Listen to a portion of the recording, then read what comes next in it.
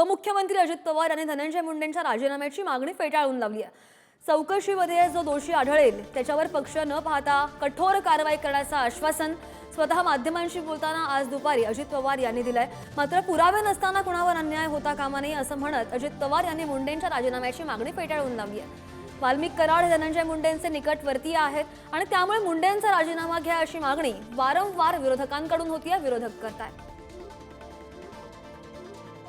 आता तुम्हाला माहिती आहे की अशोक चव्हाणांनी पण नैतिकतेने दिलाच होता राजीनामा। अशी किती उदाहरणं महाराष्ट्रात नाही देशात झालेली आहे। अहो एक काळ असा होता की एखादा रेल्वे ऍक्सिडेंट झाला ना तर रेल्वे मंत्री राजीनामा द्यायचे। लाल बहादूर शास्त्री रिमेंबर दोस ते होते।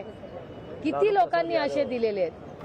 आरोप झालेले खूप जणांच्यावर आरोप झाले असं नाही, त्या आरोपामध्ये तथ्य आहे का नाही हे दिसल्याशिवाय काही जण त्या आरोपाच्या यांनी व्याकुळ होऊन त्या ठिकाणी राजीनामा देतात। धनंजय मुंडेंचं स्पष्ट मत आहे की माझा दुरान्वय देखील याच्याशी संबंध नाही। कुठल्याही एजन्सीला तपासायला द्या। आता 3 एजन्सी तपासतायत, अजून कुठली एजन्सी त्या ठिकाणी लावा आणि त्यांनाही तपासायला सांगा।